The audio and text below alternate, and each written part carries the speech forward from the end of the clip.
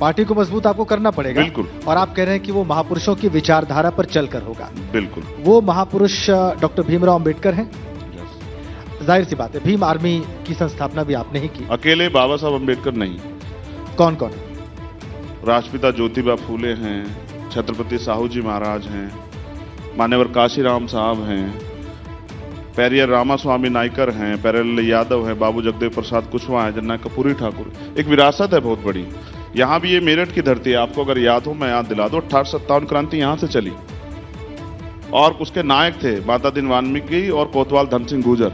उनकी हम साझी विरासत को आगे बढ़ा रहे हैं। उन्होंने बलिदान दिया है देश के लिए। तो हम ये चाहते हैं जो सपना क्रांतिकारियों ने देखा, महामना रामसु वर्मा रहे हों, या संतराम बी ए प्रजापति रहे हों, या सर छोटू राम रहे हों, चौधरी चरण सिंह जी रहे हों, जो सपना उन्होंने देखा वो भारत कब बनेगा। हम 21वीं सदी के भारत में हैं।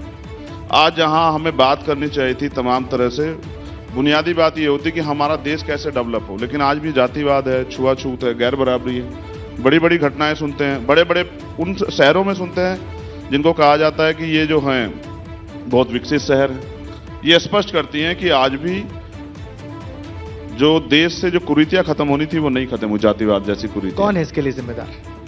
जिनके पास पावर है। परिवर्तन कैसे होता है, आपके दर्शक भी सुने, परिवर्तन शक्ति से होता है। शक्ति सत्ता के पास है। भारत में लोकतंत्र में सब ज्यादा शक्ति है। देखो उसका प्रमाण बताता हूं। दिल्ली की सरकार को सुप्रीम कोर्ट ने आदेश दिया कि भाई ठीक है, अब ये सरकार दिल्ली की गवर्नमेंट चलाएगी, लेकिन प्राइम मिनिस्टर रात को 10 बजे ले आया अध्यादेश और वो बदल गया सारा, वो कि अब तो जो सरकार चलेगी वो हमारे एलजी साहब चलाएंगे, उनके आदेश पे चलेगी, ट्रांसफर पोस्टिंग करनी, चुनी हुई सरकार फेल होगी। अच्छा। इसका मतलब ये है कि लोकतंत्र में शक्ति है, लेकिन शक्ति अगर अच्छे हाथों में नहीं है तो जनता का फायदा नहीं हो सकता। लेकिन जिस शक्ति को आप कह रहे हैं वो शक्ति भी डॉक्टर भीमराव अंबेडकर की बात करती है। उसका कहना है कि हम भी अंबेडकर साहब के ही सिद्धांतों पर चल रहे हैं, और जिन महापुरुषों की आपने बात की वो सबके नाम लेते हैं, उन सबको अपने आदर्श मानते हैं, उन सबके पद चिन्हों पर चलने का दावा करते हैं। चंद्रशेखर जी, देखिए दावा तो बहुत लोग करते हैं, लेकिन इसका फैसला कैसे होगा, उसके लिए हमें चाहिए कि हम उनके इतिहास को जान लें। ये वही आरएसएस के लोग हैं ना, बीजेपी के, जिन्होंने बाबा साहब की जिंदा रहते शव यात्रा निकाली।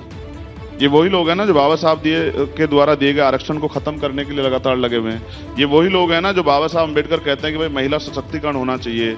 मैं देश की जो है देश के विकास का पैमाना महिलाओं के विकास के पैमाने से मानता हूं। आज बताओ कौन बहन बेटी सुरक्षित है? आपने देखा जो अभी यूपी में कई घटनाएं घटी, आप गृह मंत्री जी आके पीठ थपथपा रहे थे मुख्यमंत्री की, बहुत अच्छी, रात के अंधेरे में भी घूम ले महिलाएं, लेकिन घूम पा रही हैं क्या?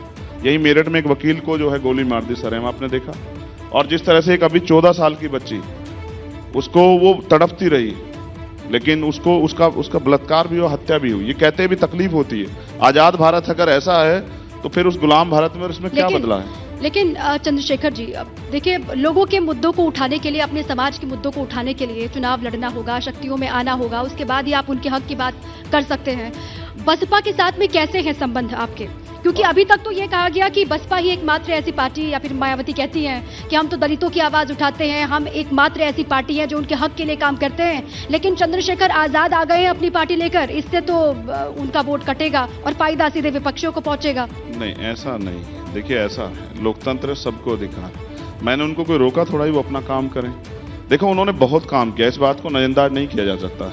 एक समय तक हमारी पूरी जिम्मेदारी हमारे पिताजी के पास थी, जब तक हम अपने पैरों पे नहीं खड़े।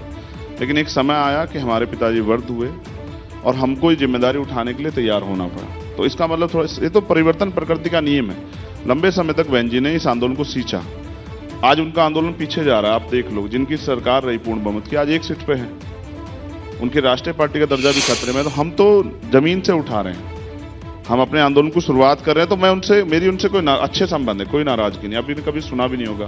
तो फिर आप उनके साथ अलायंस में क्यों नहीं काम कर रहे हैं? एक देखिए, अठावले जी की पार्टी है, वो भी अंबेडकर साहब का नाम लेते हैं, आप उनके साथ मिलकर क्यों काम नहीं कर रहे हैं? नहीं, मैं किसी को रोक थोड़ा ही रहा हूँ। बात विचारधारा की है। अगर मुझे व्यक्तिगत ही कुछ अपने लिए बनाना होता तो मैं भी किसी के साथ जुड़ जाता। आप ये सोचो, जिन महापुरुषों की राज व्यवस्था की बात हमने की, जैसे हम सदगुरु रविदास जी कहते हैं बेगमपुरा राज, ऐसा राज जिसमें कोई गम ना हो, कोई भय ना हो, कोई चोरी ना हो, लूटपाट ना हो, किसी महिला को कोई डर ना हो, उसके साथ अन्याय ना हो, किसी गरीब की जमीन ना छिने, ऐसे राज को उन्होंने नाम दिया बेगमपुरा राज। ऐसा चाहूं राज में जहां मिले सबन्नुअन, और छोटे बड़े सब सम बसे, रविदास रहे प्रसन्न। ऐसा राज लाएंगे कैसे? उसको लाने के लिए हमें राजनीतिक शक्ति अपने हाथ में लेनी पड़ेगी। इसलिए हम लोग काम कर रहे हैं कि जब जनता का विश्वास हम लोग हासिल कर लेंगे तो एक ऐसा समय आएगा कि इस विचारधारा पर आधारित सत्ता आएगी। उस सत्ता के जरिए इन वर्गों को भी हम लोग उठाने का काम करेंगे, अपने पैरों पे खड़ा करने का काम अच्छा करेंगे। एबीपी गंगा, खबर आपकी, जुबान आपकी।